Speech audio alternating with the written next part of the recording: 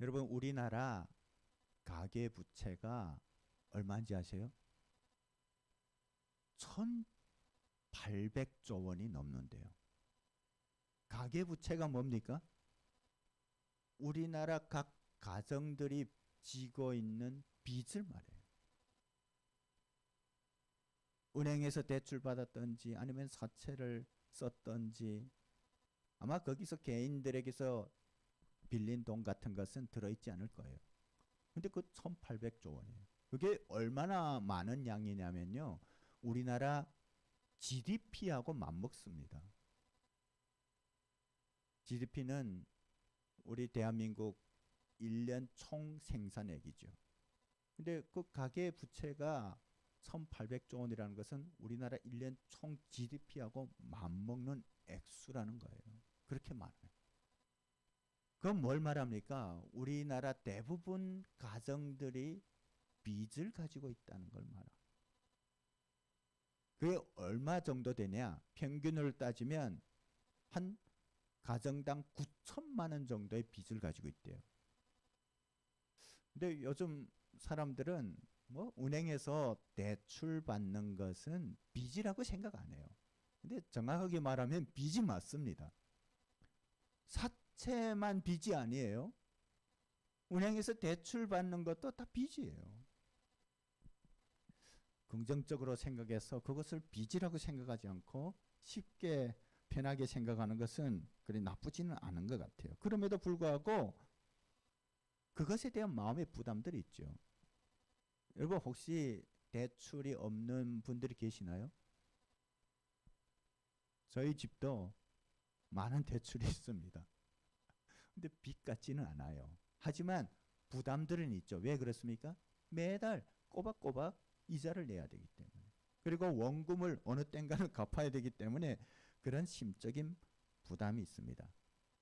그래서 잘 갚아야 되는 거예요. 그러니까 은행에서도 대출을 막 안 해줘요.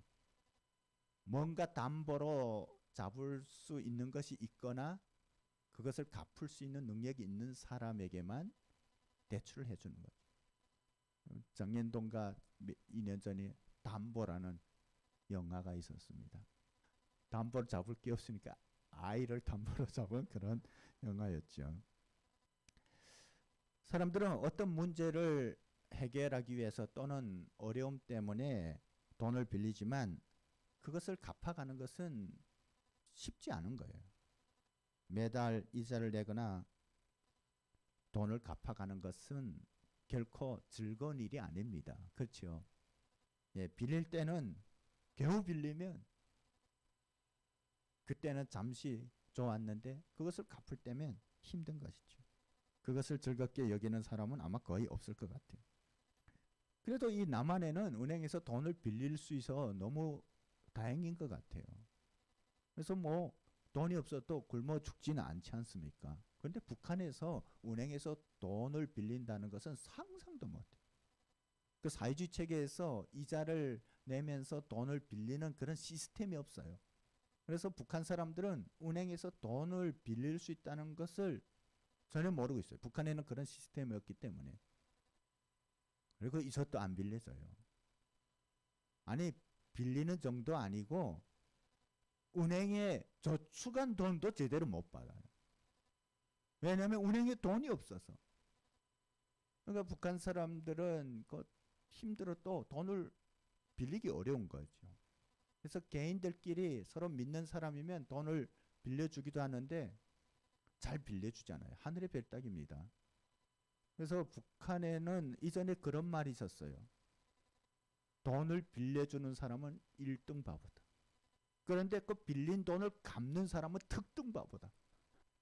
여러분 왜 은행이나 개인들이 돈을 빌려줍니까? 그것에 대한 이율로 덕을 보기 위해서 빌려줍니다. 그냥 빌려주는 사람은 그리 많잖아요. 그런데 간혹 이자 없이 빌리는 경우도 있죠. 그것은 은혜로 빌려주는 거예요.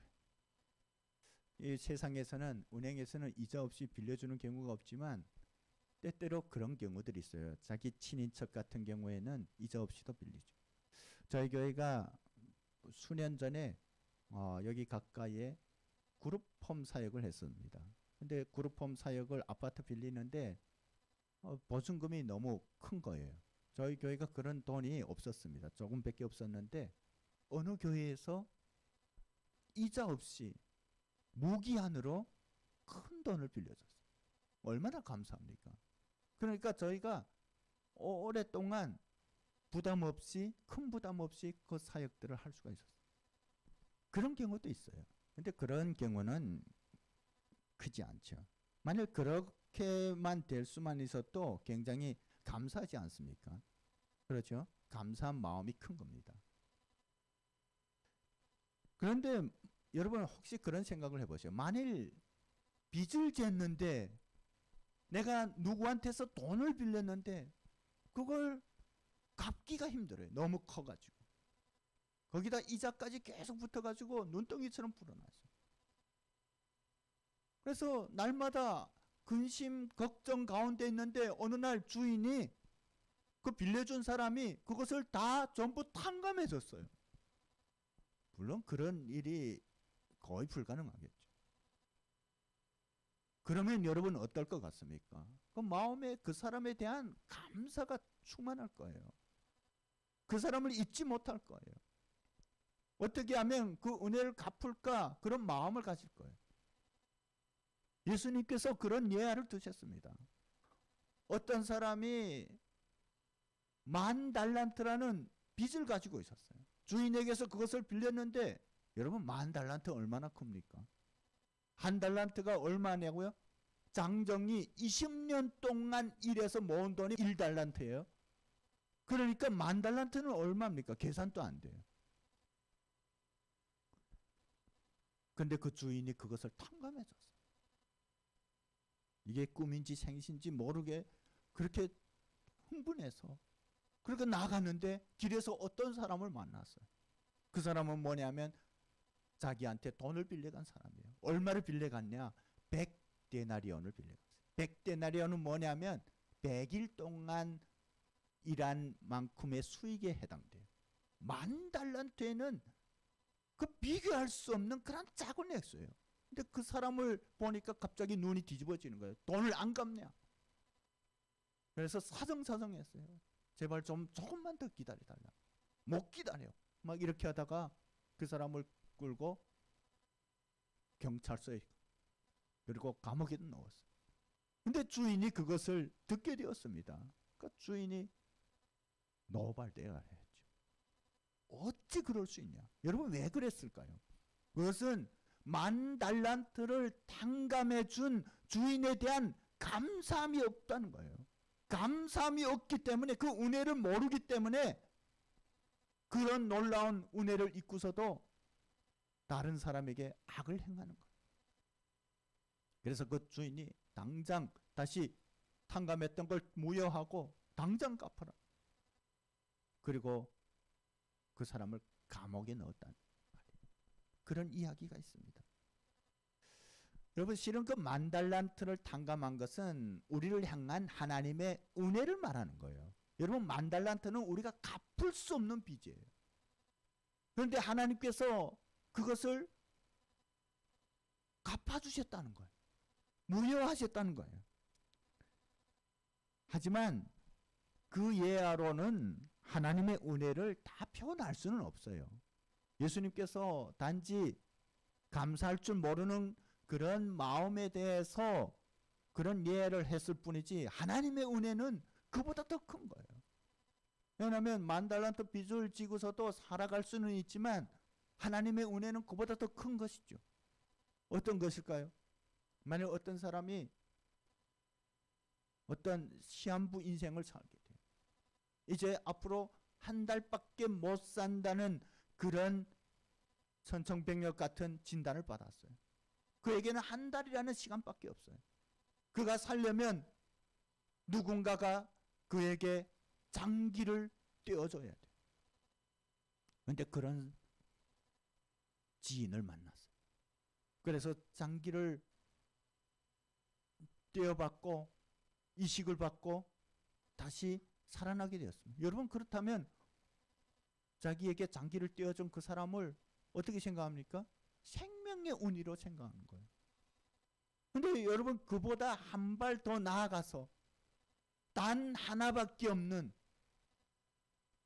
내가 죽게 되었는데 나를 위해서 이 사람이 자기를 희생하면서 나를 살렸다.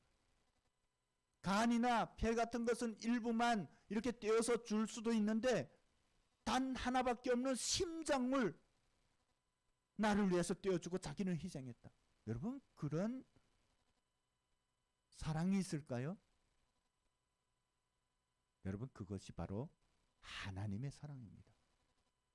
예수 그리스도께서 우리를 구하시기 위해서, 우리를 살리시기 위해서, 죽을 수밖에 없는 우리를 살리시기 위해서 자신이 죽으셨다는 것. 여러분, 그것이 하나님의 사랑입니다. 여러분, 만일 우리가 그런 은혜를 입었다면 어떻게 하겠습니까? 그런 비슷한 소재의 드라마나 영화들이 있지 않습니까? 그러면 어떻게 합니까? 덤으로 살게 된 인생을 의미 있게 살려고 하는 거예요. 나를 위해서 희생한 그 사람이 생전에 추구하던, 바라던 그것을 내가 살아있는 동안에 이루려고 그렇게 애쓰는 거예요. 여러분, 드라마 보면 시나리오가 그렇게 흘러가요. 왜 그렇지 않겠습니까? 그 사람 때문에 내가 살게 되었는데 그 은혜를 잊을 수가 없죠. 여러분, 그럴 때 가지는 마음을 뭐라고 합니까? 마음의 빚이라고 해요. 지금 사도 바울이 로마 그리스도인들에게 가진 빚이 바로 그와 같은 것이에요. 하나님께서 죽을 수밖에 없는 자기를 위해서 죽으셨는데 그것 때문에 내가 하나님 앞에 구원을 받고 하나님의 백성이 되었는데 그 놀라운 하나님의 사랑을 잊고서도 내가 가만히 있을 수가 없어서 주님께서 기뻐하시는 그 일을 감당하고자 하는 그 마음이 바로 복음의 빚이라는 거예요. 사도 바울의 마음은 그런 것이었습니다. 여러분, 왜 사도 바울이 그런 마음을 가지게 되었을까요? 실은 사도 바울은 굉장히 잘 나가던 사람이었습니다. 그는 로마 시민권을 가지고 있었어요. 그리고 고등교육을 받았습니다. 예수 그리스도를 믿기 전까지만 해도 그는 자기가 대단한 사람인 줄 알았어요. 그래서 예수 그리스도 교회를 핍박하는 데 앞장섰고 그렇게 하는 것이 잘하는 것인 줄 생각했어요. 그러다가 다메섹 도상에서 예수 그리스도를 만나게 되었을 때 비로소 자기의 본 모습을 보게 된 것이에요. 그 전까지만 해도 그는 자기가 하는 일이 제일인 줄 알았어요. 세상적인 것을 내세우며 그것 때문에 으쓱하고 있었습니다. 그런데 예수 그리스도를 믿고 보니까 그의 고백처럼 자기 자신이 죄인 중에 괴수였다는 거예요. 여러분, 우리가 착각하지 말아야 됩니다. 아, 사도 바울은 우리보다도 더 악한 사람이었나 보다. 뭔가 잘못이 더 큰 사람이었나 보다. 아닙니다. 여러분, 죄인 중에 괴수였다는 것은 그 죄가 용서받기 어려울 만큼 그렇게 큰 죄였다는 거예요. 여러분, 우리가 가지고 있었던 죄가 여러분 죽을 수밖에 없는 죄였습니다. 우리도 마찬가지였어요. 여러분, 우리도 다 죄인 중에 괴수였다는 것이에요.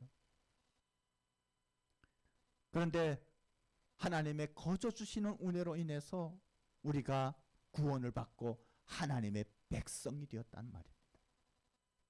여러분, 그러니까 우리가 감격하지 않으면, 그것에 감사하지 않으면, 그러면 우리의 그런 마음이 비정상인 거예요. 아까 그 10,000달란트를 탕감받고서도 그 감사치 않고 그 악을 행하는 그런 사람하고 다를 바 없다는 것이죠.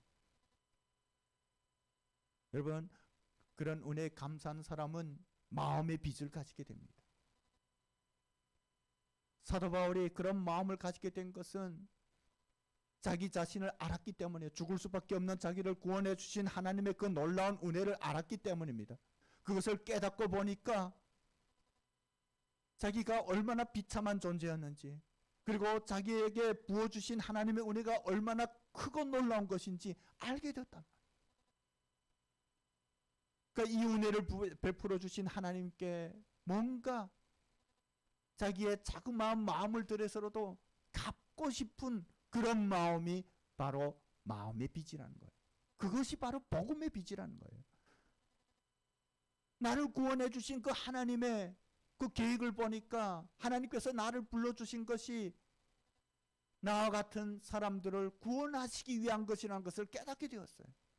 하나님께서 자신에게 부어주신 그 은혜를 다른 사람들에게 전하고 하나님의 구원의 그 역사에 자기가 동참하는 것이 그 마음의 빚을 조금이나마 갚는다는 것을 알게 되었습니다.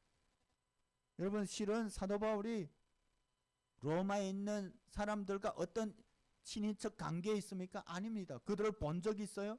오랫동안 교제하면서 사귀었던 사람입니까? 아니에요. 그들을 본 적도 없어요. 그런데 그들을 향한 그런 애틋한 마음을 가지고, 마음의 빚을 가지고 그들을 갈망하고 있었던 거예요. 왜 그렇습니까? 자기가 받은 은혜가 너무나도 큰 것이기 때문에 그렇습니다.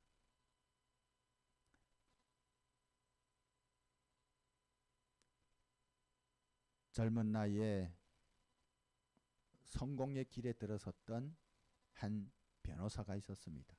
영국 사람입니다. 어느 날 그는 영국 국회의사당에서 굉장히 중요한 변호를 하기로 되어 있었습니다. 그런데 그것 때문에 그것을 준비하다 보니까 굉장히 부담이 많이 오는 거예요. 그래서 긴장하게 되고 그 긴장이 너무 크다 보니까 스트레스를 받게 되었어요. 그러다가 그만 쓰러지고 말았습니다. 출세가도를 달리던 그의 인생이 그때부터 점점 망가지기 시작했습니다. 그러다가 급기야 정신착란 증세로 자신이 굉장히 더럽고 추한 존재라고 자학하기 시작했어요.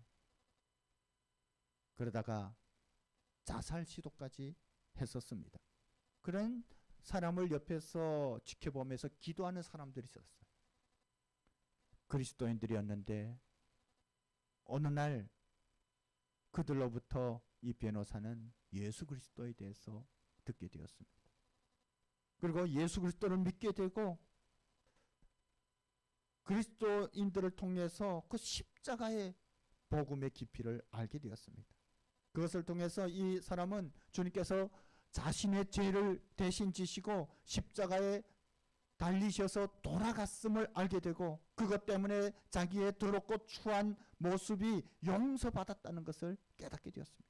그래서 자신의 삶이 이제는 더 이상 이전 것에 머물지 않고 새롭게 되어야 된다는 것을 알게 되었어요. 그렇게 그는 변해갔습니다. 그는 변해가는 자신의 삶의 모습과 하나님의 그 놀라운 사랑에 대해서 감격하여 시를 쓰기 시작했어요. 샘물과 같은 보혈은 주님의 피로다. 보혈의 죄를 씻으면 정하게 되겠네. 저 도적 회개하고서 보혈에 씻었네. 저 도적 같은 이 몸도 죄 씻기 원하네. 죄속함 받은 백성은 영생을 얻겠네. 샘솟듯 하는 피건새 한없이 크도다. 날 정케 하신 피보니 그 사랑 한없네. 살 동안 받는 사랑을 늘 찬송하겠네. 여러분 귀에 익지 않습니까? 우리가 잘 아는 찬송가 258장입니다. 그것이 이 사람의 간증이었어요. 그는 바로 영국의 문학가인 윌리엄 쿠퍼라는 사람입니다. 사도 바울도 이와 같은 사실을 깨닫게 되면서 자신을 구원하기 위해 십자가에서 대신 죽으신 예수 그리스도에 대한 감사가 넘치게 되었고 자신을 구원해 주신 주님께서 원하시는 삶이 어떤 것인지를 구하게 되었다는 것입니다.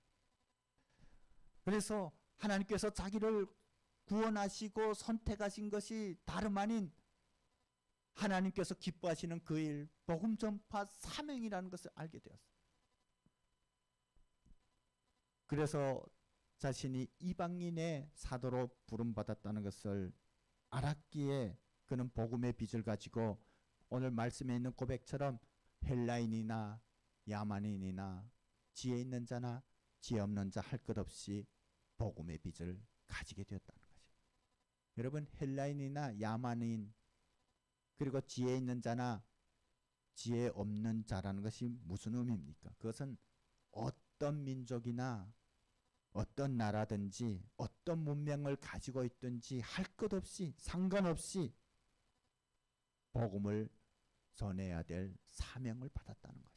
그들 모두에게 하나님의 사랑이 필요하다는 거예요. 하나님의 복음이 필요하다는 거예요. 그들 가운데 이 로마인들도 있었다는 것입니다. 때문에 사도 바울은 1차, 2차, 3차 전도 여행을 하면서도 아직 가지 못한 그 로마인들에 대한 마음을 늘 가지고 있었습니다. 그리고 하나님께서 원하시는 때에 그 땅에 가서 복음을 전하게 되기를 기도하고 있었습니다. 여러분, 우리가 관심을 가지게 되면 보이기 시작해요. 그렇죠? 그들을 위해서 기도하고 또 그들을 생각하니까 그들에 대한 소식이 들려지기 시작했어요. 아시아와 그리고 유럽을 다니면서 복음을 전하면서 로마에 있는 그리스도인들과 교회에 대해서 듣기 시작했어요. 아마 그들 중에 고린도에서 만났던 브리스길라와 아굴라 부부도 있었을 것입니다. 그들을 통해서 로마의 그리스도인들이 어떻게 믿게 되고 어떻게 교회를 세워가며 그들의 믿음이 어떻게 성장하는지 알게 되었어요. 여러분, 그런 소식을 들을 때 이 사도 바울의 마음은 하나님에 대한 감사로 충만하게 되었다는 거예요. 여러분, 그것은 로마의 교회나 그리스도인들의 믿음이 굉장히 높고 좋아서 본보기가 되어서 그렇다는 의미는 아니에요.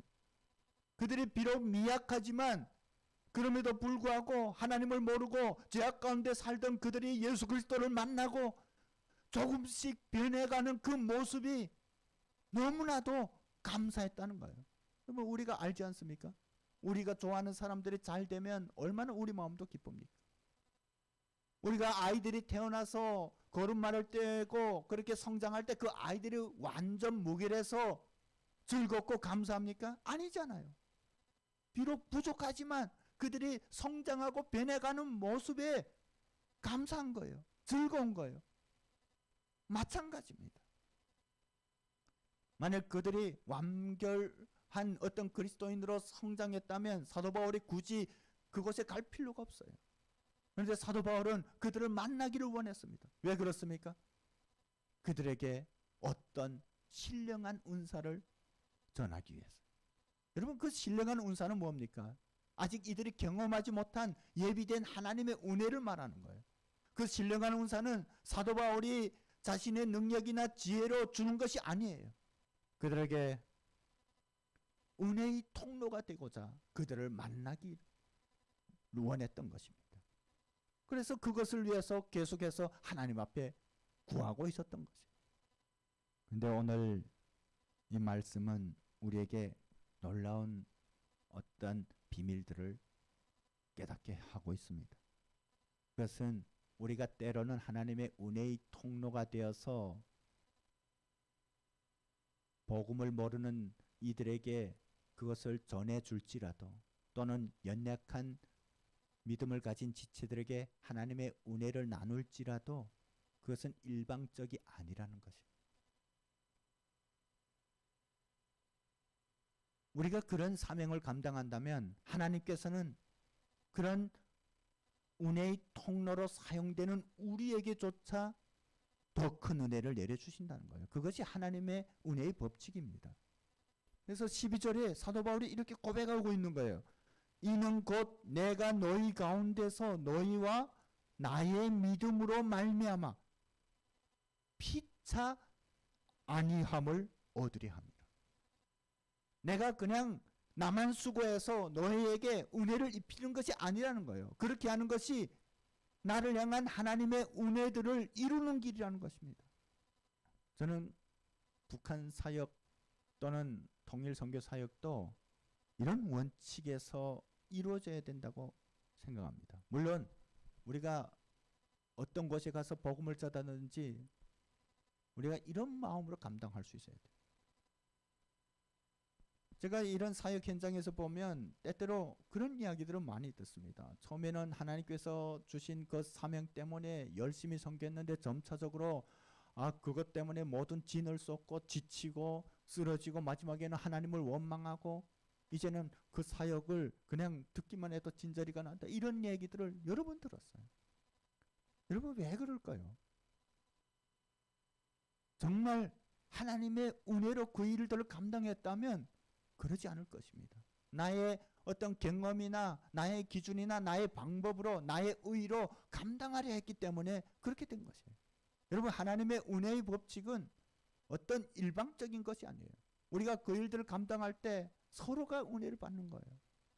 그래서 이 북한 사역 현장에서 중요한 것은 우리가 하나님 안에서 한 지체라는 것이에요. 누가 일방적으로 선생이 되어서 가르치거나 자기 것을 일방적으로 흘러보내거나 그것이 아니라는 것이에요. 심지어 우리가 나누는 것조차도 우리 것이 아닙니다. 하나님의 은혜예요. 하나님께서 우리에게 넘치도록 부어주신 그 은혜를 흘려보내는 것이 바로 복음의 빚진 자의 마음이라는 거예요. 그래서 우리가 그런 사명을 감당할 때 어떤 나의 일방적인 노력이나 헌신이라고 생각하면 안 됩니다. 왜냐하면 그러한 수고에 대한 하나님의 은혜가 있다는 것입니다. 하나님의 위로가 있다는 것입니다. 하나님의 칭찬이 있다는 것입니다. 사도 바울은 그것을 알았기 때문에 로마의 그리스도인들이 아직 믿음이 연약하지만 아직 로마 교회 안에 여러 가지 문제들이 있지만 그러한 은혜들을 나누게 될 때 또한 자신도 그것으로 인해서 하나님의 위로와 칭찬을 받을 것임을 알았다는 것입니다. 이런 하나님의 은혜의 법칙에 의해서 우리가 사역을 감당할 때 성장하는 거예요. 지치지 않는 거예요. 기쁨이 배가 되는 것입니다. 이것이 사명을 받은 사람들의 자세여야 합니다. 그래서 로마서 13장 8절에서 사도 바울이 이렇게 고백하는 것입니다. 피차 읽어볼까요? 사랑의 빚 외에는 아무에게든지 아무 빚도 지지 말라. 남을 사랑하는 자는 율법을 다 이루었느니라. 여러분 복음의 빚을 지었다는 것은 사랑의 빚을 지었다는 거예요. 왜 그것이 사랑의 빚입니까? 하나님께서 그 크고 놀라운 사랑으로 우리를 구원해 주셨기 때문에 우리는 사랑의 빚을 졌습니다. 하나님께서 우리에게 부어주신 그 사랑을 흘러보내는 것이 바로 이 복음의 빚이라는 것이에요. 여러분 우리가 복음을 전하는 것은 사랑을 나누는 것입니다. 여러분 사랑을 나눌 때 누가 사랑을 나누는데 지겹다, 지친다, 힘들다 합니까?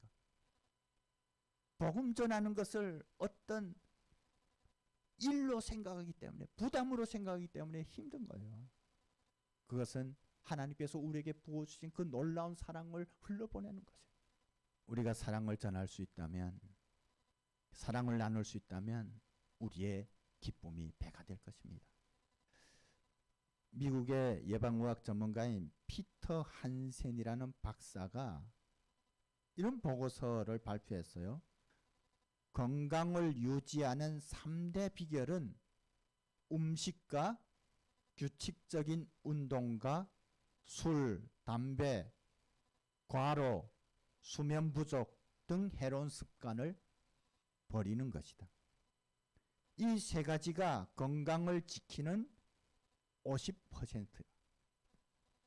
나머지 50%의 건강관리법은 사랑이다. 사랑을 하면 신체의 저항력이 강해져 병균을 물리치는 힘이 생긴다. 이웃을 사랑한다는 것은 도덕적 문제가 아니라 건강상의 문제이기도 하다. 사랑하면 몸은 건강해지고 마음은 행복을 느낀다. 이런 보고서를 발표했어요. 여러분 건강하고 싶습니까? 복음을 전하십시오. 복음의 빚을 지는 것은 사랑의 빚을 지는 것입니다. 사랑의 빚을 가지고 다른 사람들에게 그 사랑을 나눠주는 것은 내가 그리스도 안에서 더 행복해지는 것입니다. 즐거워지는 것입니다. 더 큰 소망을 가지는 것입니다. 그렇다면 우리의 마음이 주님으로 인해서 날마다 행복해지는 거예요. 즐거워지는 거예요. 오늘 누가복음 큐티 말씀 아마 기억하신 분들이 있겠지만 여러분 이것을 지식적으로 아는 것이 아니라 실천하는 것이 중요해요. 실천하는 믿음이 우리를 새롭게 합니다. 우리를 건강하게 합니다. 오늘 누가복음 말씀에 뭐가 있습니까? 실천하지 않는 믿음은 모래 위에 지은 집과 같아요. 실천하는 믿음은 반석 위에 지은 집과 같기 때문에 창수가 안 하고 바람이 불어도 넘어지지 않는다 그랬어요. 여러분 우리가 지금과 같이 혼란하고 어두운 상황 가운데서도 하나님을 향해 나아가고 소망 가운데 살아가는 것은 우리 마음의 기쁨으로 충만할 수 있는 것은 그러한 사랑을 실천하는 것이에요. 그래서 전도하세요. 전도하세요 하는 것을 여러분 부담으로 생각하지 마시고 내가 하나님 앞에서 행복해지기 위해서는 내가 건강해지기 위해서는 그 일들을 감당해야 되는 거예요. 그런 마음으로 주님께서 주신 복음의 빚을 가지고 사랑을 흘려보내면서 이 2022년 하나님 앞에 그 칭찬과 아름다운 상급을 쌓으시는 우리 모두가 되기를 주님의 이름으로 축복합니다.